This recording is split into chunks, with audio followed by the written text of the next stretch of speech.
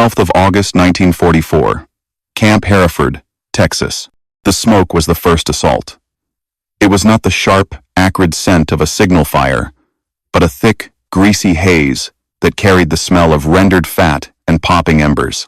Hans, barely 20, hunched his shoulders, the rough burlap of his POW uniform scratching his neck. Beside him, Klaus, an older veteran from the Afrika Korps, muttered, "Kopf unten, Hans. Just keep your head down." They were in a line. In the army, a line meant order.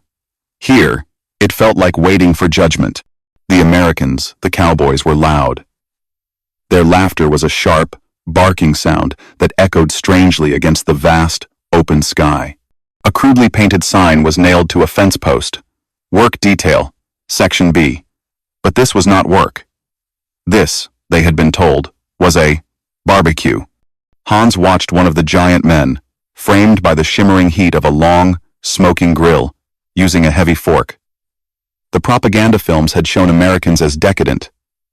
But this was grotesque. An entire side of beef, sizzling over open flames.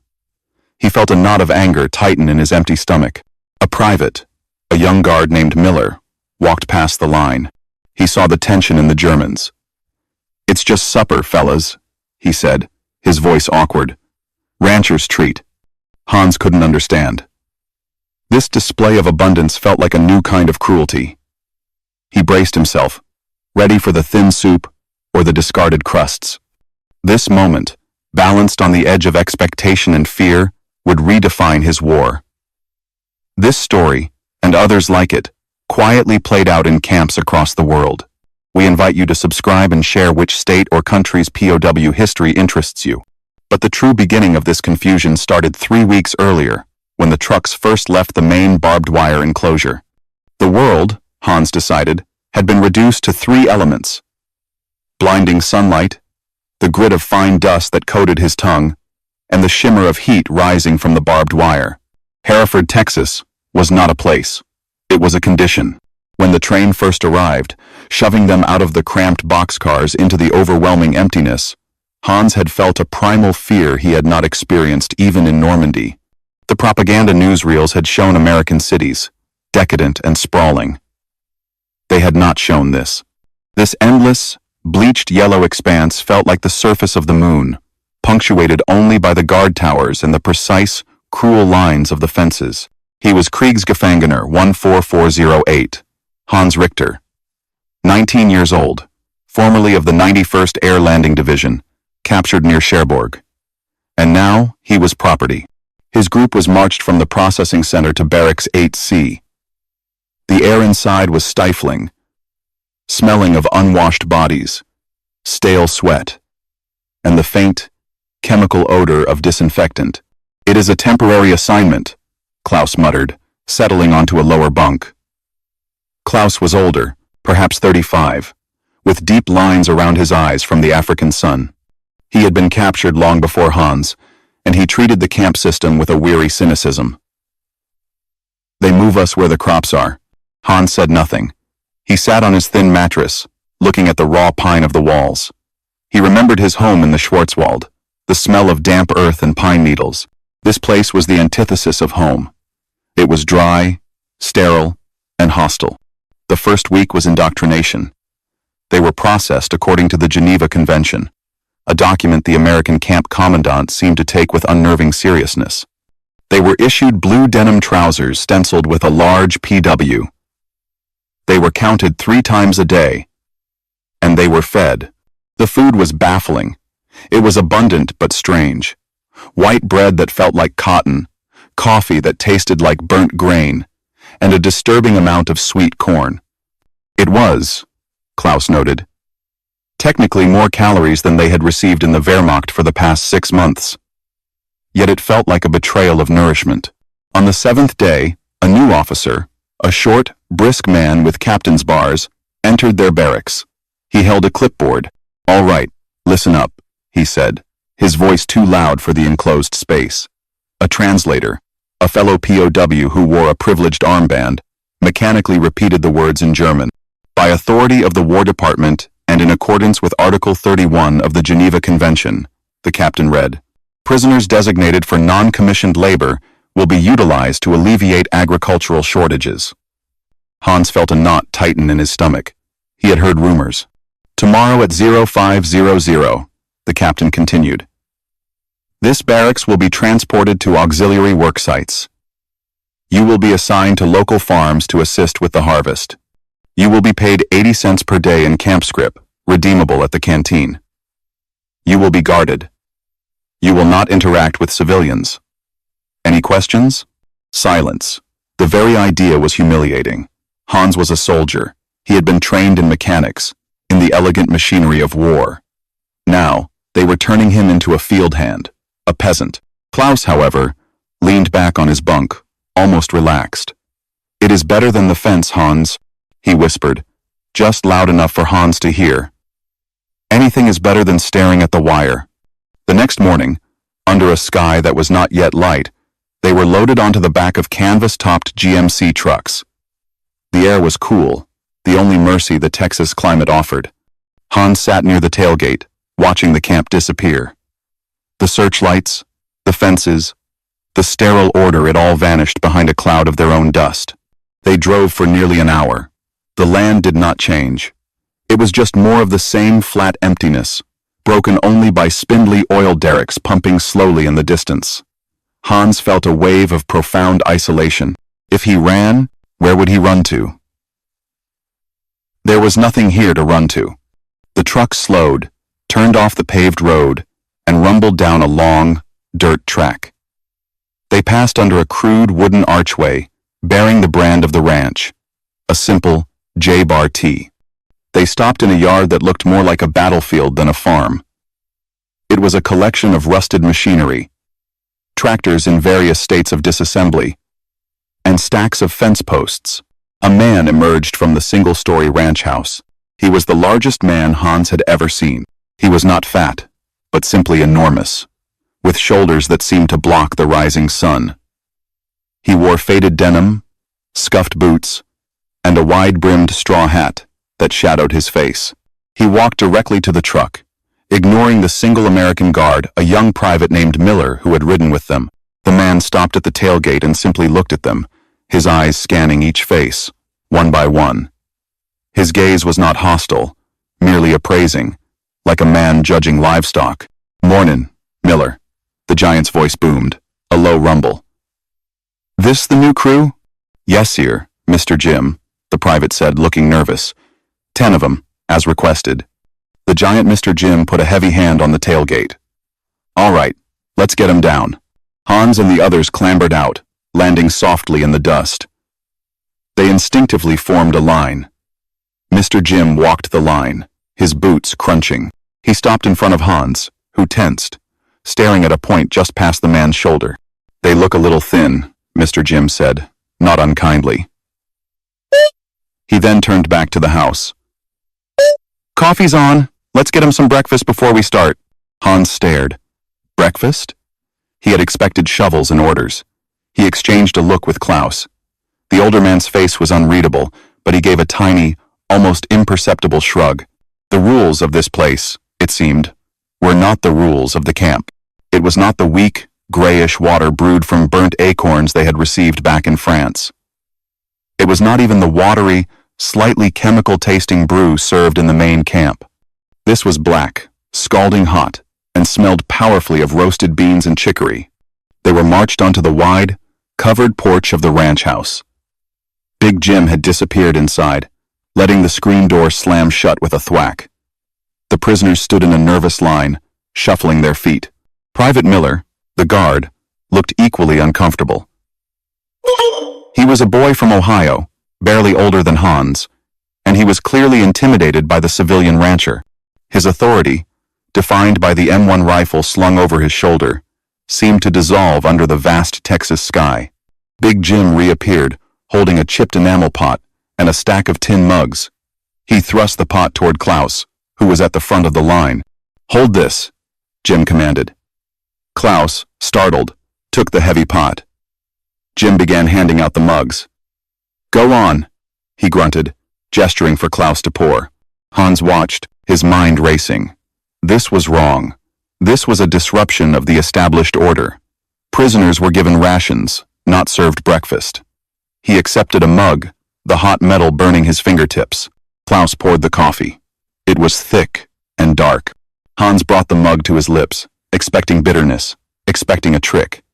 The heat and flavor exploded in his mouth, a sudden violent reminder of life before the war, of mornings in his father's workshop. He choked, coughing.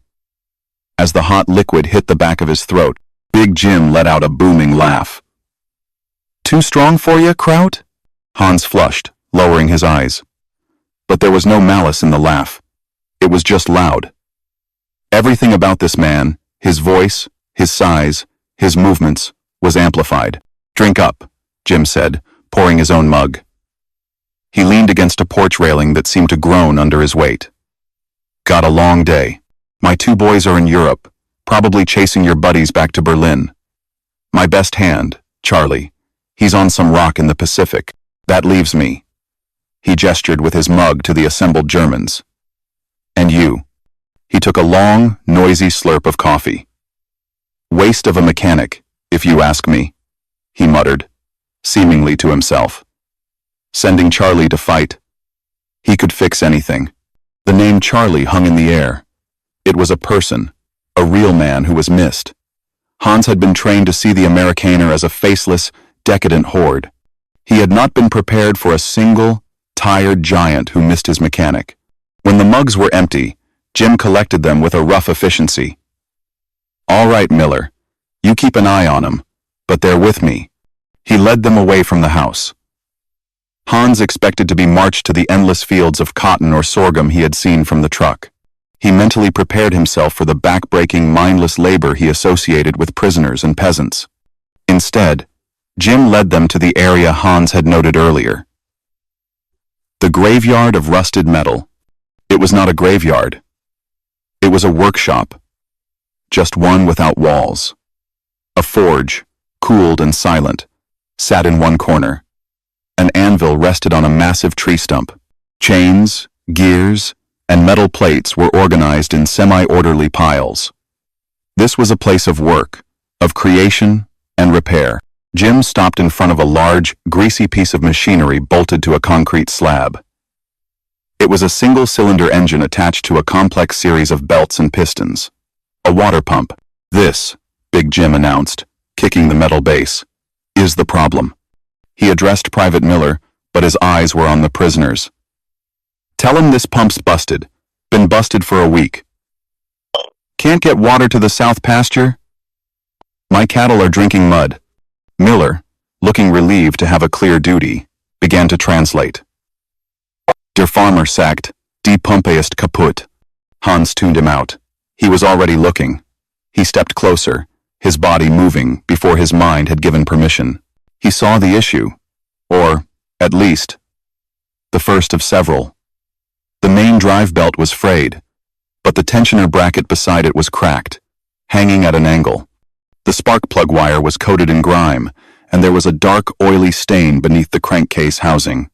"Ask him," Jim said, his voice dropping. "I don't need 10 ditch diggers. I need one man who knows what he's doing. Any of these boys. Any of them know machinery? A mechanic?" Miller finished the translation. Fragt. Ob jemand ein Mechaniker ist." The other prisoners looked at each other, then at the ground. They were farmers, mostly. A baker from Stuttgart. A university student from Munich. They shook their heads. Hans froze. To admit a skill was to make oneself valuable.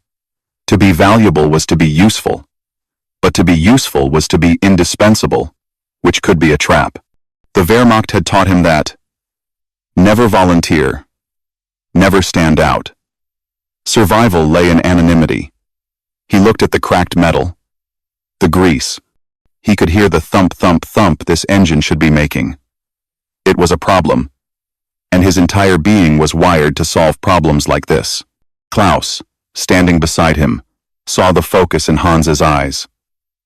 He saw Hans subconsciously wipe his hands on his denim trousers, as if reaching for a phantom grease rag. Klaus nudged him. Hans, he whispered in German. Your father's shop.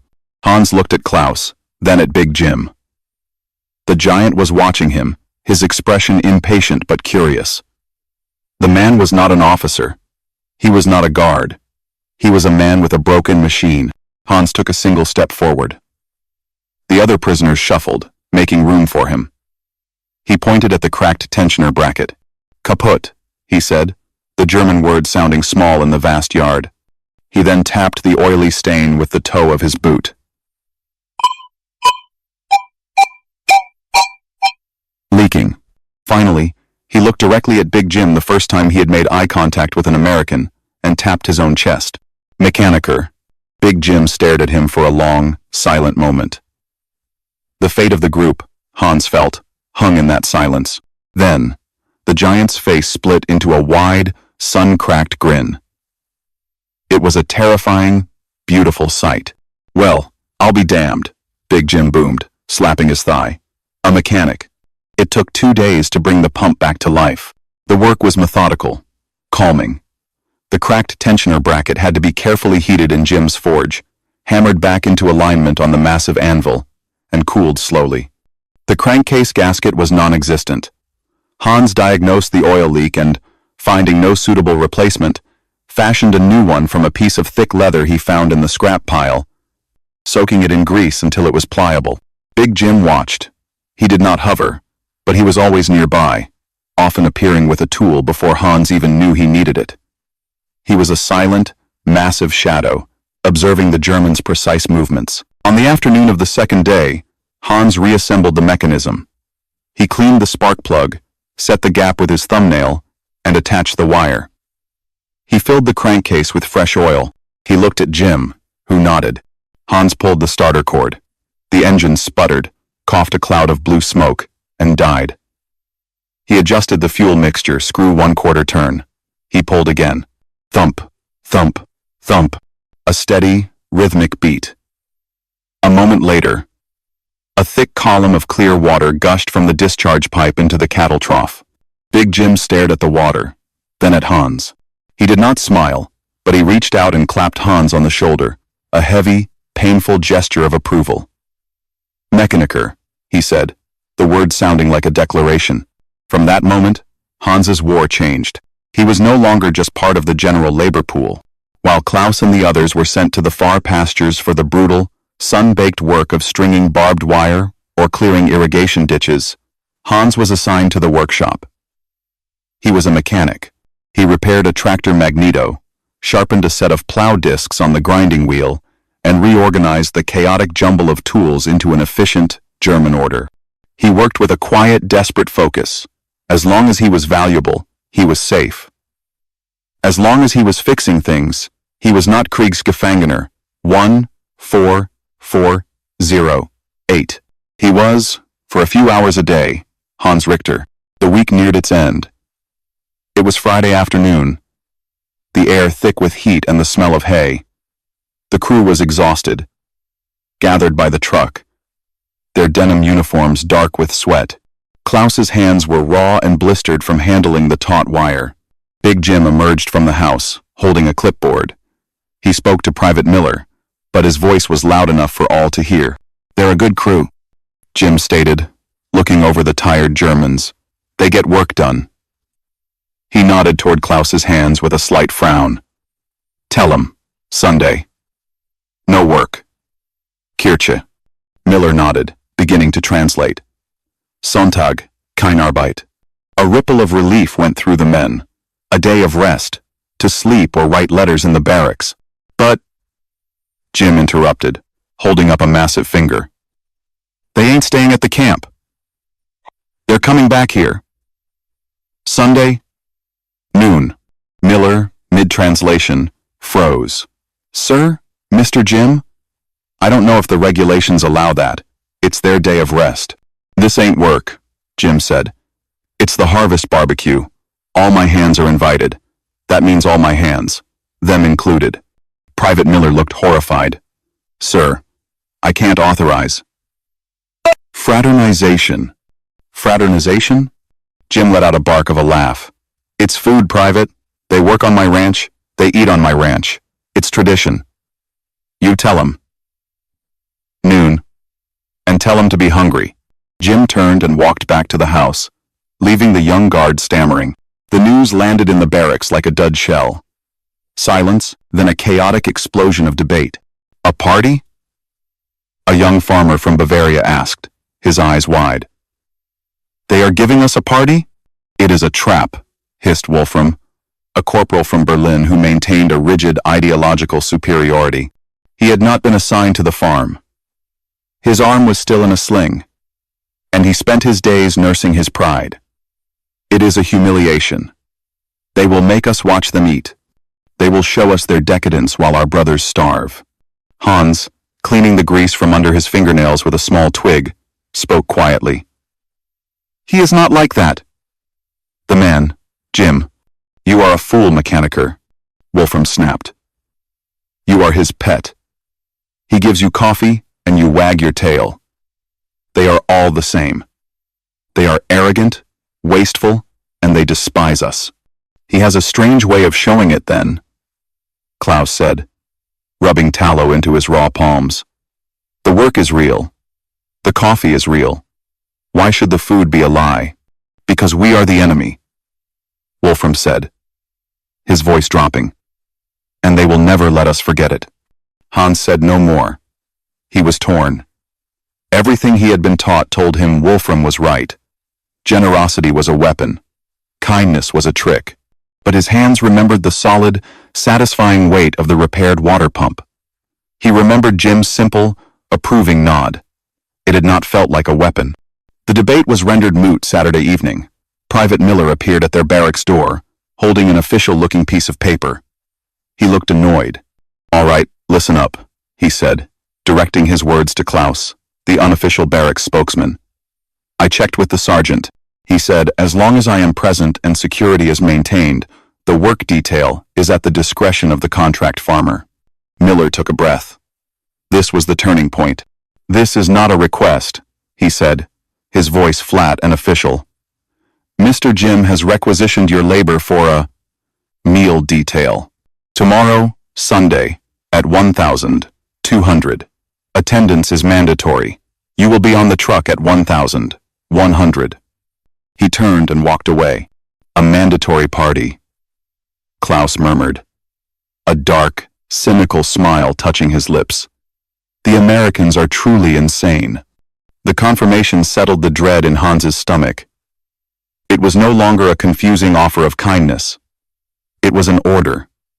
He understood orders. But as the truck rumbled down the J-Bar-T driveway the next day, the mood was tense. They were not dressed for work. They felt exposed. Hans braced himself, expecting to be handed a bowl of thin soup and told to sit in the dust, out of sight. Then, they smelled it. It was not the smell of the fields. It was not the smell of grease and metal from the workshop. It was the rich, heavy, unmistakable scent of hardwood smoke and roasting fat. The truck rounded the corner of the barn, pulling into the wide-open area behind the main house. Several American cowboys were already there, laughing. And in the center of the yard, they had set it up. It was a long, black metal trough, welded from what looked like a salvaged water tank. It was filled with glowing red hardwood coals. Laid across the top was a heavy, blackened metal grate. Hans stared at the grill. It was easily 3 meters long. It was the largest grill he had ever seen, and it was already sizzling. The air was thick with noise. From the porch of the ranch house, a battery-powered radio crackled, playing loud, brassy music that Hans found chaotic and unnerving. It was the sound of American confidence, all trumpets and swinging rhythms. The cowboys, 4 of them besides Big Jim, stood around the massive grill, laughing and talking in loud voices. Their words lost in the music and the sizzling fat. For the Germans, the noise was a wall. They stood in a tight, miserable cluster near the truck, as if still tethered to their vehicle of transport. Private Miller stood a few feet away, his rifle slung awkwardly, trying to look official. He was a guard without a cage, and his authority seemed to have evaporated in the heat. Stand straight, Wolfram, the Berlin corporal, muttered, though he was not present. His voice lived in Hans's head. Do not show weakness. Do not show hunger. They are testing us. Hans's stomach clenched. The hunger was a physical ache, sharpened by the overwhelming smell of the grill. It was an agonizing, tantalizing aroma that felt like a new form of psychological torture. On a long trestle table next to the grill, Hans could see bowls of food, a massive pot of dark beans, a mountain of sliced white bread, and something that looked like chopped cabbage in a white sauce. It was a feast. Big Jim, now wearing a stained canvas apron, held a long-handled fork and a set of heavy tongs. He looked less like a farmer and more like a high priest at a pagan altar. He jabbed at the rows of meat sizzling on the grate, sending showers of sparks into the air. "All right, it's done," Jim bellowed, his voice cutting through the music. "Line up, boys. Grab a plate." The 4 cowboys grabbed tin plates from a stack on the table and formed a casual line. They were loud, jostling each other, making jokes. The Germans did not move. They waited. This was the rule. This was the structure of their new world. The captor eats first. The guard eats second. The prisoner, if he is lucky, gets what is left. In the main camp, they were given ladles of watery stew from a vat, long after the American mess hall had closed. To step forward would be an unthinkable breach of protocol. It would be arrogance. It would invite punishment. So they waited, frozen, pretending not to be hungry, pretending not to be watching. Private Miller shifted, glancing nervously from the cowboys to his prisoners. "You heard him," he said, his voice quiet, uncertain. He said, "Line up." No one moved. Klaus, the eldest, kept his eyes fixed on the distant horizon. The line of cowboys moved quickly. The first man reached the front. Big Jim, using his tongs like a surgical instrument, lifted a massive piece of meat from the grill and dropped it onto the man's plate. The cowboy then moved down the table, spooning beans and the white cabbage onto his plate. The second cowboy stepped up. The third cowboy, a wiry man in a blue flannel shirt, was about to step up when he turned. He looked back and saw the 10 Germans, huddled in gray in their PW uniforms, standing separate. He saw Private Miller looking anxious. The cowboy's expression was not one of anger or disgust. It was simple confusion. He stopped, holding his empty plate. "What's wrong with them?" he called out to Miller. "Are they sick?" "No, sir," Miller said, snapping to attention. They're waiting." "Waiting for what?" the cowboy asked, genuinely baffled. "Christmas?" He turned to the Germans. He didn't speak their language, so he used the universal one. He held up his plate and pointed toward the grill. Then he gestured with his whole arm, a broad, welcoming sweep. "Hey, fellas, come on, get up here," he yelled. "Don't be shy, there's plenty for everyone, the meat's done." This was the turning point. This was the moment the world tilted.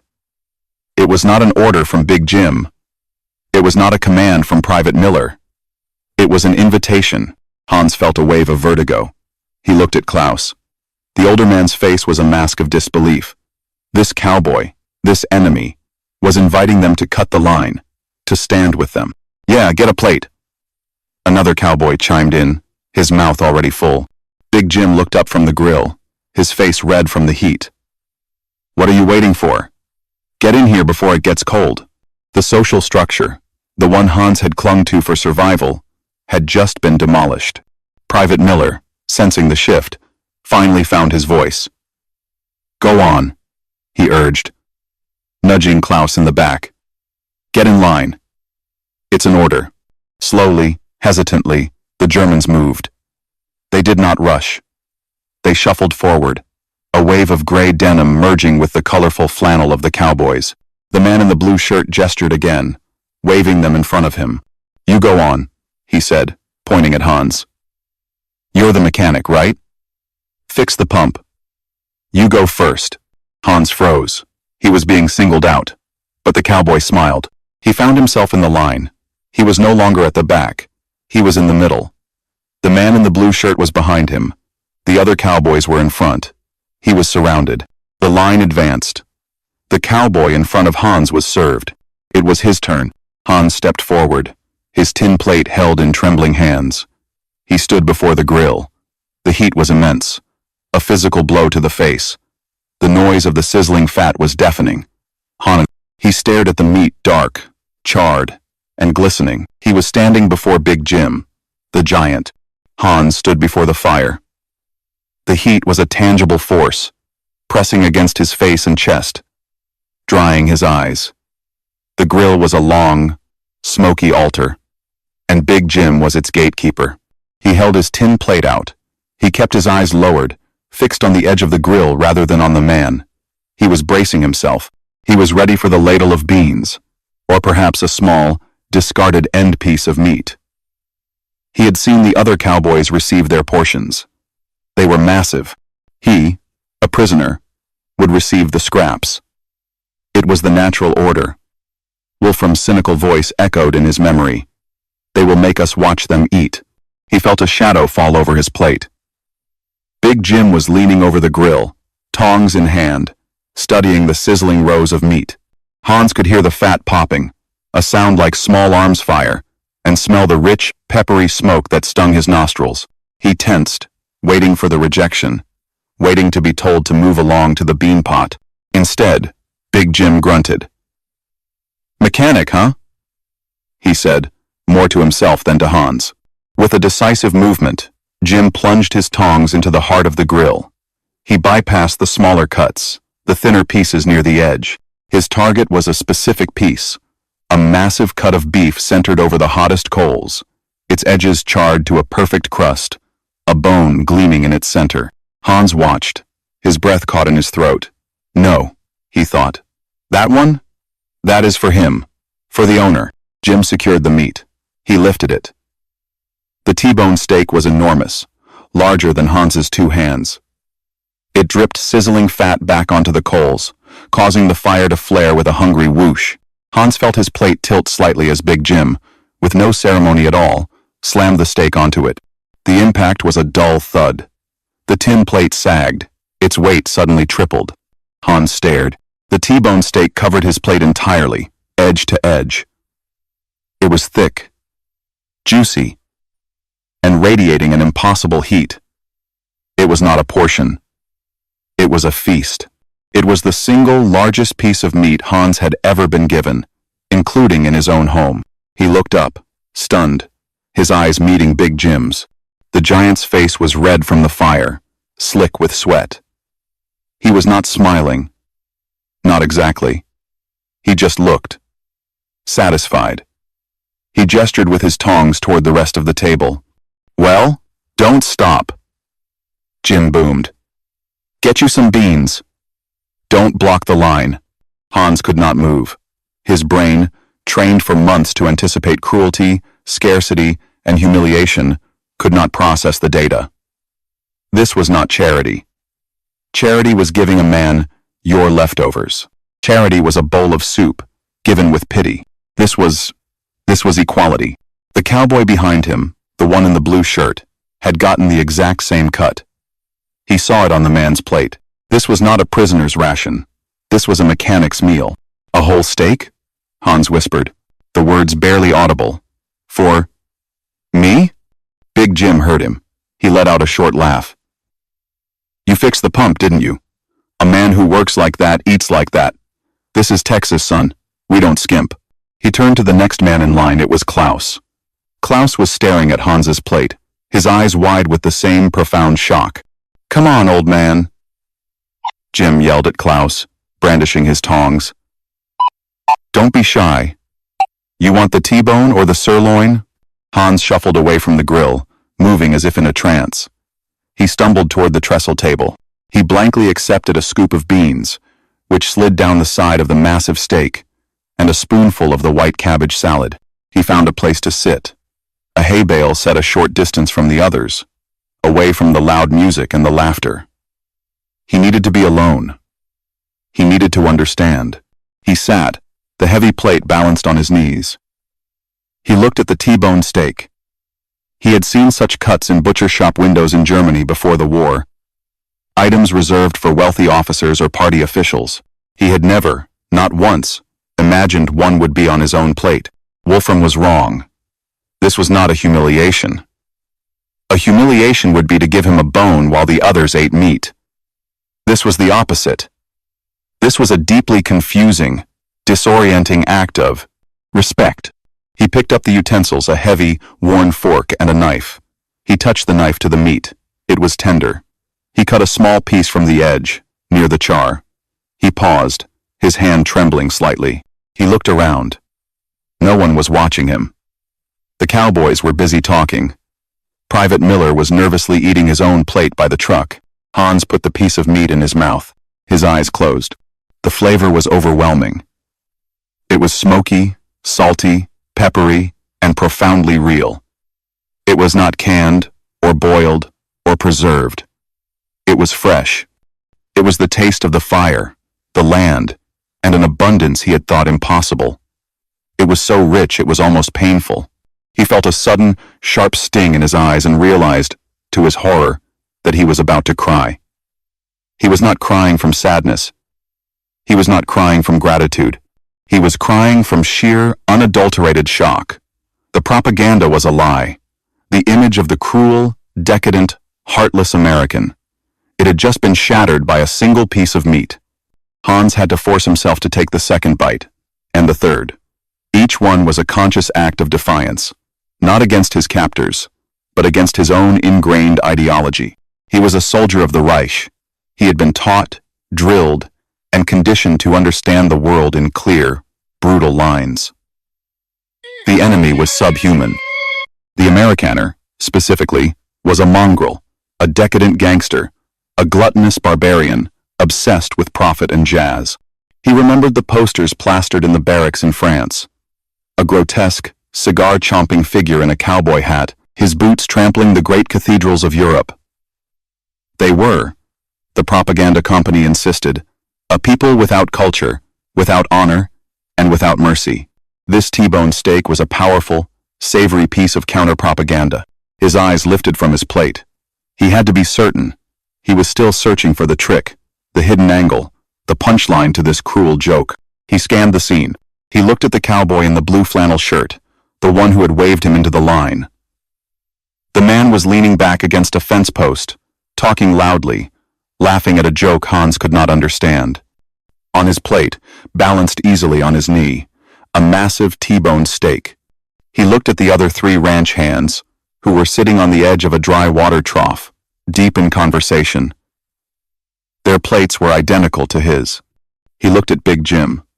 The giant was sitting on the porch steps, his canvas apron discarded, attacking his own steak with a focused energy that matched his size. Finally, Hans looked at Private Miller. The guard, their guard, was sitting by himself near the truck, eating with the quick, efficient motions of a soldier. But he, too, had the same cut of meat. Hans felt a cold wave wash through his body, a peculiar chill in the 100-degree Texas heat. It was true. It was not a fluke. It was not a special reward for him, the pet mechanic. It was not a humiliation. It was the standard. They had been given the exact same food as the men who employed them, the men who guarded them, the men who had defeated them. Not just the same type of food, but the best of it.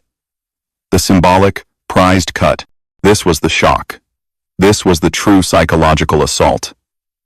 It was an act of such profound, casual equality that it felt more destabilizing than a beating. Hans understood beatings. He understood hierarchies. A beating reinforced the roles of victor and vanquished. It was a language he knew. This demolished the entire dictionary. Wolfram's cynical voice, the voice that had dominated the barracks, now sounded thin and hollow in his memory. They are making you soft.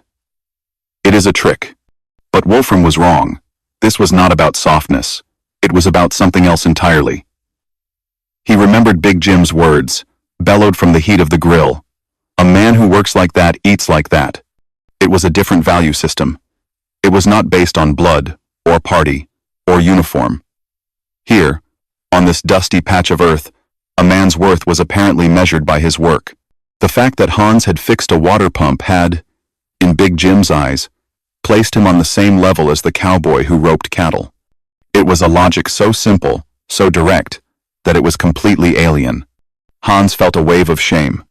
It was a new and confusing sensation. It was not the shame of defeat. It was the shame of being wrong.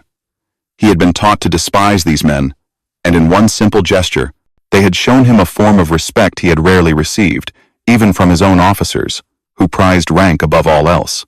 He returned to his plate. The steak was no longer just an object of shock. It was an object of study. He ate slowly, deliberately. He ate the pinto beans, which were smoky and sweet, with molasses. He ate the tangy, creamy coleslaw. He ate every last strip of meat, cutting it cleanly from the bone until the tin plate was clean. He felt full. It was a sensation he dimly remembered from his childhood, a heavy, solid, grounding feeling that was as much mental as it was physical. He set his empty plate down by his feet. The brassy music from the radio was still playing. The men were still talking. The sun was still hot. The world, externally, had not changed at all, but his own world had been irrevocably tilted on its axis. He looked for his comrades. The other 9 Germans were sitting in a tight cluster, a small island of gray-blue denim in the yard. They were all eating. Some ate quickly, furtively, as if afraid the food would be taken away. Others, like him, ate with a slow, stunned deliberation. But his eyes found Klaus.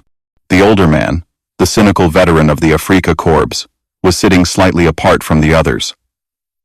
His plate was balanced perfectly on his knees. The massive T-bone steak sat in the center, untouched. Klaus was not eating. He was holding his knife in his right hand and his fork in his left, his knuckles white. He was simply staring at the meat, his face pale, his eyes wide. He was a man paralyzed, trapped between a lifetime of ideology and the impossible, undeniable reality sitting on his plate. The silence that followed the meal was different from the silence that had preceded it. The first was a silence of dread. This was a silence of absorption. Hans sat on the hay bale, the empty tin plate resting by his feet. He felt a profound, heavy fullness in his stomach. It was a sensation of ballast, of being anchored to the earth in a way he had not been for over a year. It was the weight of the T-bone steak. The loud, brassy music from the radio had been switched off. The only sounds were the murmur of the cowboys' conversation and the scrape of forks on tin plates. The German prisoners remained clustered, speaking in low, confused whispers, dissecting the event, trying to fit it into their worldview and finding it would not go. Hans simply sat. He watched Klaus, who was finally, methodically, eating. The older man cut his steak into small, precise squares, as if trying to impose a German sense of order on the massive, chaotic piece of American beef. He ate, but his eyes remained distant, lost in a calculation Hans could not follow. Then, the cowboy in the blue flannel shirt, the one who had invited Hans into the line, walked over to a saddle resting on the fence. He unstrapped a worn leather case, opened it, and pulled out a guitar. Hans watched, curious. He associated music with 2 things: the formal, martial sounds of the Reich trumpets and drums, or the mournful folk songs of the Schwarzwald, played on an accordion. The cowboy sat on the tailgate of a pickup truck, strummed a chord, tuned a string, and then began to play. The music was strange. It was simple, almost rudimentary, with a twangy, metallic sound. The man began to sing, his voice high and nasal, telling a story about a lost love, a long road, and a place called Nashville. It was not the music of conquerors. It was not the music of soldiers. It was the music of the land open, lonely, and profoundly sad.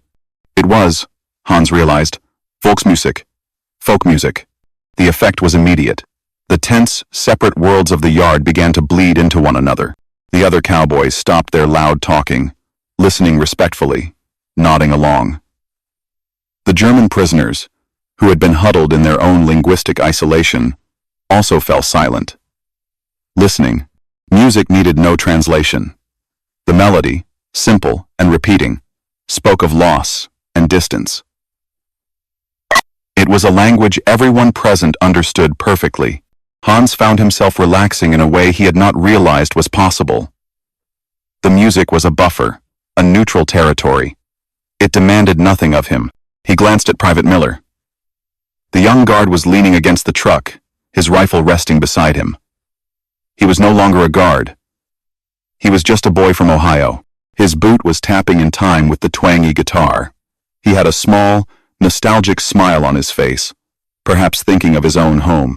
He looked over at the Germans, caught Hans's eye, and, seeming to forget himself, gave a brief, awkward nod, as if to say, "It's a good song, isn't it?"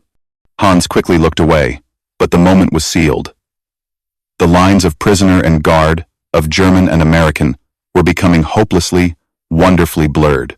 He was so focused on the music, on the strange peace of the moment, that he did not hear the footsteps behind him. A massive hand descended onto his shoulder. Hans flinched violently. He sprang halfway to his feet, his heart seizing in his chest. A touch from a captor was never, ever casual. It was a prelude to a command, to violence, to a search. "Easy, son, easy." It was Big Jim. He was looming over Hans, his shadow blocking the setting sun, but his hand, still on Hans's shoulder, was not gripping. It was a pat. Jim was holding 2 tall glasses, sweating with condensation. They were filled with ice and a pale yellow liquid. He held one out to Hans. "You look dry," Jim said. "Drink this." Hans stared at the glass. It was real glass, not tin. It was cold. He reached out and took it, his fingers brushing the giant's calloused hand. "Sir?" Hans managed, the English word feeling thick in his mouth. "Lemonade," Jim said. He took a long drink from his own glass. "Good job." Hans froze. "Good job?" He did not understand. Good job what? Good job eating the steak? Big Jim seemed to read his confusion. He pointed with his free hand, not at Hans, but across the yard, toward the workshop. He pointed at the water pump. "The pump," Jim said, his voice a low rumble. "You did a good job. Water's running clean. Cattle are happy."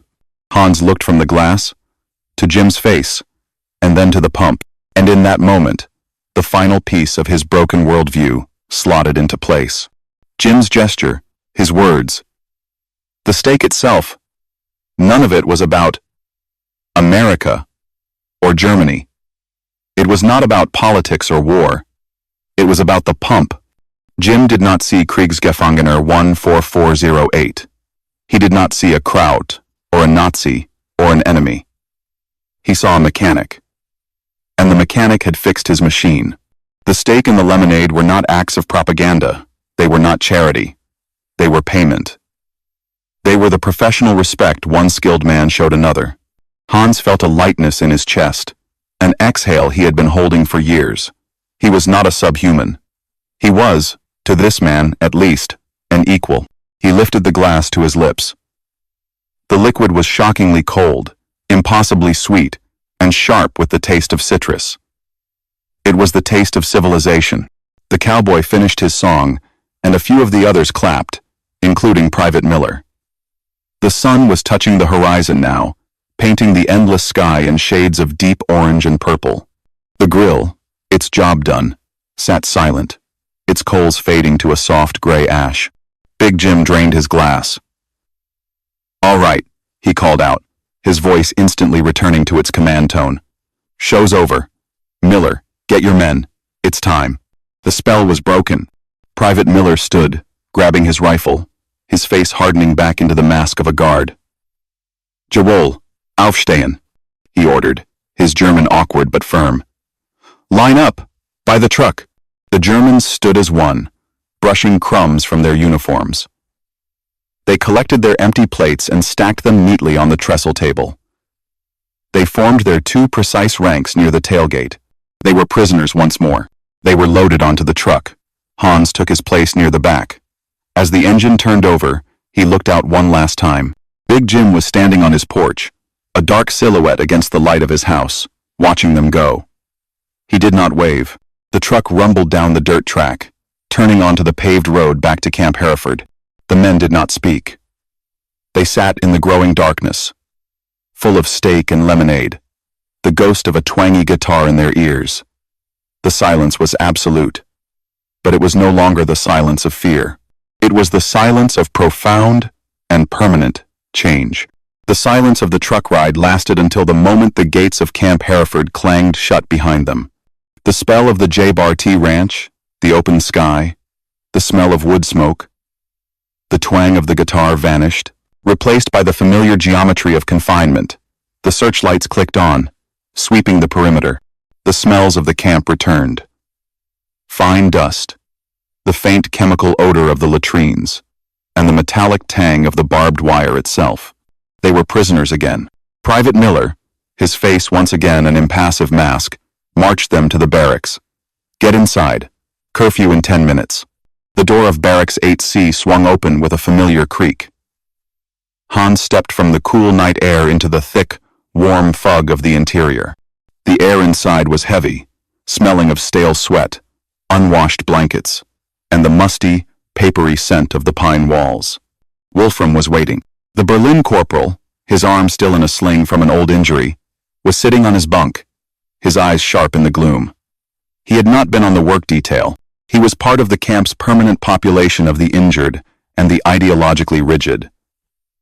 He was the self-appointed guardian of their German identity. He watched the 10 men file in. He said nothing, but his lip was curled in a faint sneer. He let the silence stretch, watching them settle onto their bunks. He could smell them. He could smell the alien sense of soap from the ranch house, the lingering sweetness of lemonade, and, faint but unmistakable, the smoky grease of roasted meat.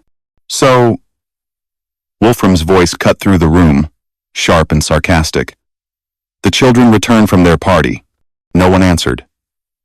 The men began unlacing their boots, the small sounds unnaturally loud. They look well fed. Wolfram continued, his voice rising. He stood up, pacing the narrow aisle. Like prized pets. Did the Amerikaner scratch you behind the ears, too? Shut up, Wolfram, someone muttered from a dark corner. Shut up? Wolfram wheeled. You are the one who should be silent. You come back here, reeking of their decadent food, your bellies full of their waste. You shame us. It was not waste, Hans said, his voice quiet. He had not intended to speak. The words just came out. Wolfram's head snapped toward him. Ah, the mechaniker. The favorite one. Tell us, Hans. What did they feed you? Did they give you the scraps from their table? No, Hans said. He sat on his bunk, carefully placing his hands on his knees. He felt strangely calm. No? Wolfram laughed, a harsh, barking sound. Do not lie. They are weak, decadent fools, but they are not stupid. They are fattening you, like livestock. They are making you soft. They are trying to buy your loyalty with garbage. This was the dangerous part. Hans knew it. In the coded, brutal society of the camp, there were unspoken rules. Complaining about the Americans was acceptable. Showing any sign of liking them was treason. There were stories from other camps, dark whispers of Femigerichte secret disciplinary councils, where men who got too friendly with the guards were tried in the night, and, sometimes, found floating in the latrines. Wolfram was the judge of that secret court. He is right, a young private whispered, cowed. It is a trick. It is a test of our spirit, Wolfram declared, his voice ringing with propaganda. A test you are failing.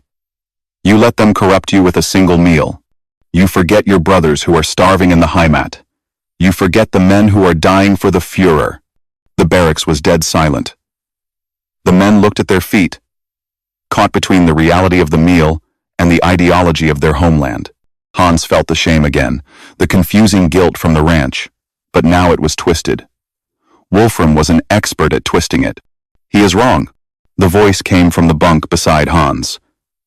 It was Klaus. The older man, the Afrika Korps veteran, had finished unlacing his boots and was carefully setting them, heels together, under his cot. He spoke without looking up. What did you say? Wolfram stepped toward him. Klaus looked up slowly. His eyes were tired, but the cynicism was gone.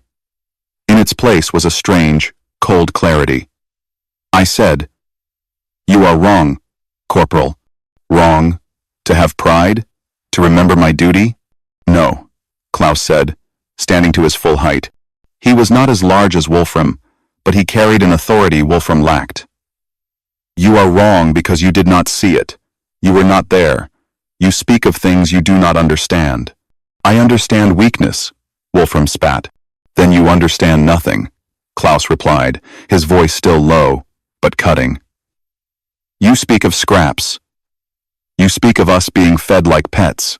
Klaus took a step closer to Wolfram, and the corporal instinctively took a step back.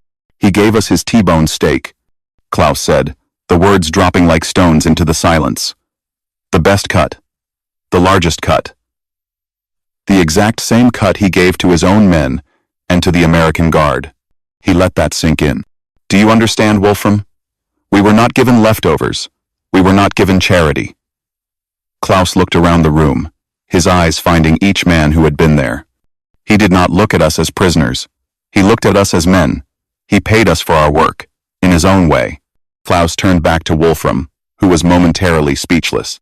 "They did not give us a trick," Klaus said, finishing his thought. "They gave us what they were having. Think, for one moment, what that means." The argument was over. Wolfram stared, his mouth open, searching for a counter. He found none. He could argue against weakness, against decadence, against fraternization, but he had no argument against equality. It was a concept so alien to his ideology that he could not find a weapon to fight it. It is a trick," he finally stammered, his voice losing its power. A trick to break your spirit." "It has broken something," Klaus said, turning away and sitting on his bunk. "But not our spirit." Wolfram, defeated, glared at the room, then returned to his cot, pulling his blanket up, defeated by a logic he could not comprehend. Hans lay back on his own thin mattress, staring at the wooden slats of the bunk above him. The musty smell of the room filled his lungs, but it was mixed with the phantom scent of smoke and sweet lemonade. Klaus was right. The meaning was the thing. The T-bone steak was not the weapon. The idea behind it was, Goebbels had warned them about American bombs, American gangsters, and American moral decay. He had never warned them about this. He had never warned them about the soft, devastating power of being treated like a human being. Hans closed his eyes. He knew he could never explain this to Wolfram, or to anyone who had not been there. But he also knew, with a certainty that settled deep in his bones, that he could never again fully believe a single word Wolfram said. The barbecue was not spoken of again, but it did not need to be. It had become a silent, foundational fact, altering the gravity of the ranch. When the truck arrived on Monday morning, the atmosphere was different. The Germans, led by Klaus and Hans, worked with a new, quiet efficiency. The residual tension that had defined their first week, the fear of the guards, the suspicion of the giant had evaporated, replaced by a shared, unspoken understanding. The work was still hard. The Texas sun was still relentless. But the dynamic had shifted from coercion to cooperation. When Klaus's hands, still raw from the barbed wire, fumbled with a heavy fence post, the cowboy in the blue shirt whose name they learned was Shorty simply took the tool from him, finished the tamping, and handed it back, all without a word. It was no longer a display of superiority, but of simple partnership. Hans, back in his open-air workshop, found a new set of spark plugs and a can of high-grade bearing grease waiting for him by the anvil. He had not asked for them. They had just appeared. He looked over at Big Jim, who was busy welding a broken tractor axle, the bright blue arc of the welder hissing. Jim did not look up, but Hans knew. It was another form of payment, another line in their silent ledger. Hans attacked his work. He was no longer just a prisoner, passing time, waiting for the war to end. He was a mechanic. He had a duty to these machines. He felt a fierce, protective pride in the thump-thump-thump of the water pump he had resurrected. The fragile piece of this new ecosystem was shattered on Wednesday. Private Miller arrived with the truck as usual, but he was not alone. He was accompanied by a sergeant from the main camp, a grim-faced man with a clipboard and an air of bureaucratic displeasure. The sergeant stayed only an hour, walking the perimeter, inspecting the tool shed, and reminding Big Jim, in a loud official voice, about the articles of the Geneva Convention prohibiting fraternization. "They are prisoners of war, Mr. Jim," the sergeant stressed. "Not hired hands. You are responsible for maintaining that distinction." "They're working, ain't they?" Big Jim replied, his voice a low rumble, not bothering to stop his work. "Convention says they gotta work. Convention says they gotta be fed. I'm working 'em, and I'm feeding 'em. You see a problem?" The sergeant's face tightened. "Just see that you remember who they are, sir. That's all." The sergeant left, but a cloud of tension remained. Private Miller looked visibly unnerved. He stayed closer to the group all day. His rifle held more prominently. The ease between the cowboys and the Germans vanished, replaced by a stiff, formal distance. The true source of the sergeant's visit arrived later that afternoon. Miller was sitting in the shade of the truck, reading a folded copy of the Amarillo Daily News. He read a single page for a long time, his expression growing more and more troubled. Finally, he stood, refolded the paper, and walked over to Big Jim, who was wiping grease from his hands with a rag. "Mr. Jim," Miller said, his voice low, "I think you need to see this." Jim took the paper, his brow furrowing. He unfolded it and began to read. Hans, who was testing the tension on a new fan belt, tried not to watch. But he saw the change in the giant's posture. Jim's shoulders tensed. His face, already ruddy from the sun, darkened. He read for a full minute, then let out a single, sharp curse that made Hans flinch. "Goddamn paper pushers," Jim spat. He threw the newspaper onto the anvil. "Don't know a damn thing." He stalked off toward the house, leaving the newspaper behind. Hans's curiosity was overwhelming. He looked at Private Miller, who was now pointedly looking the other way. He looked at the other Germans, who were busy at the far end of the pasture. He edged closer to the anvil. He was not supposed to read civilian news. It was strictly forbidden. But the paper lay open, abandoned. He leaned over, pretending to search for a tool. His English was limited, learned from technical manuals, but he could read headlines. He scanned the page.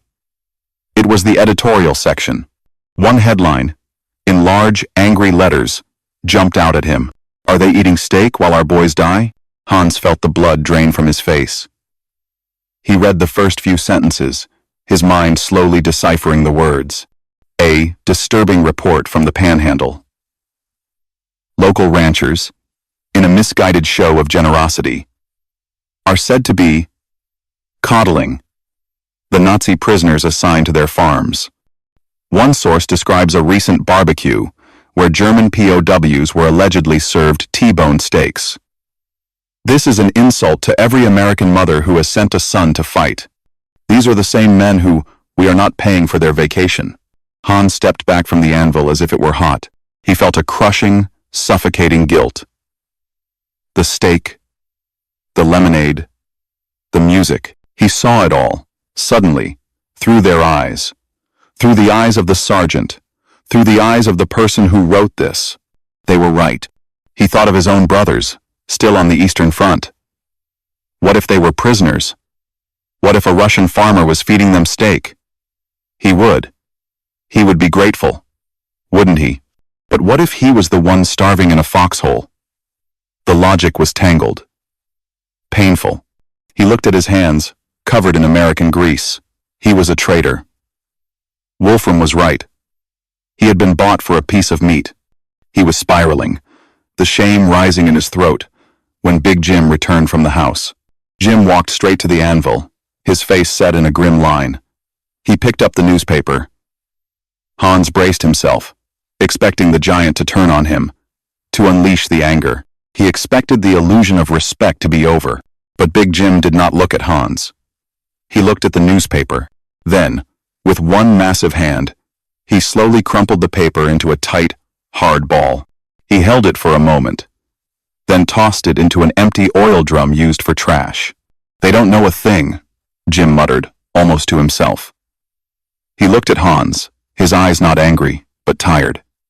"They sit in an office. They write words. They don't know about the pump.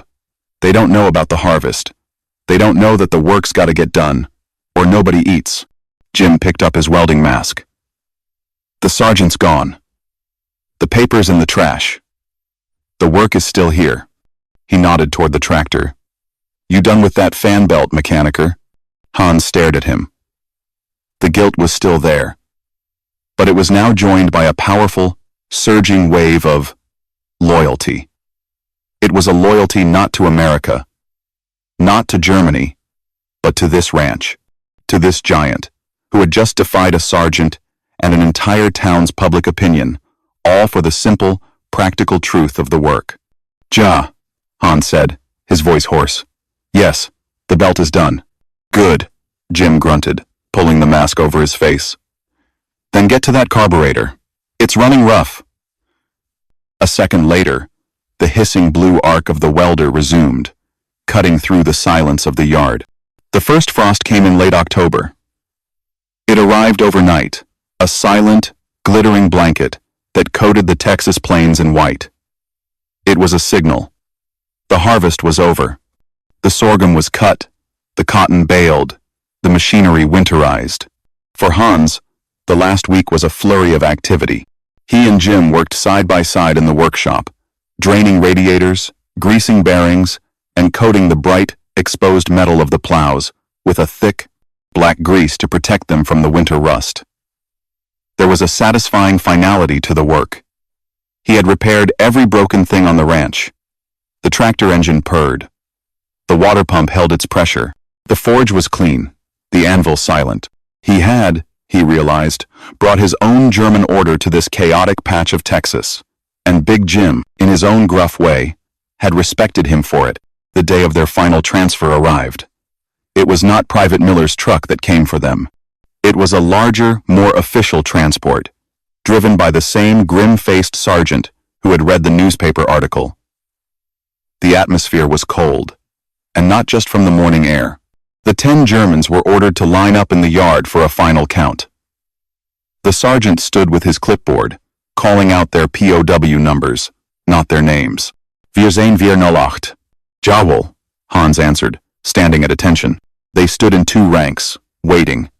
The cowboys, Shorty among them, watched from the porch, their hands in their pockets.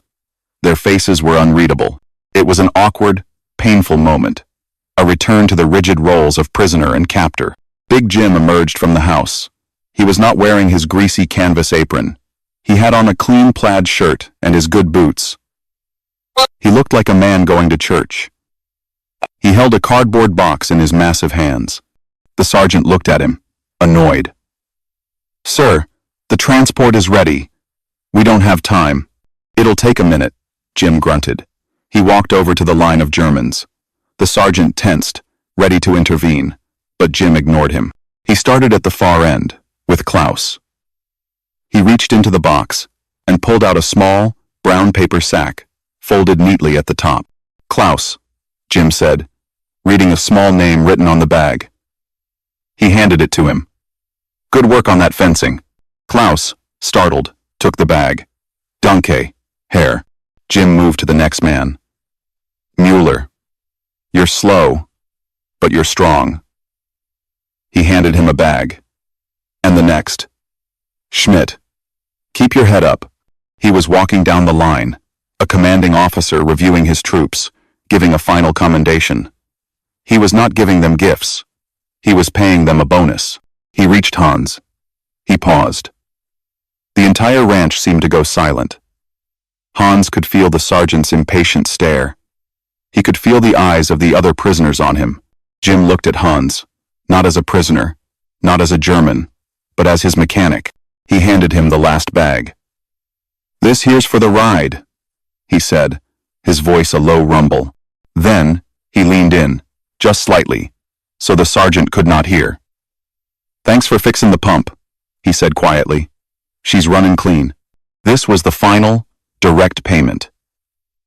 It was the closing of the ledger. Hans felt a thickness in his throat.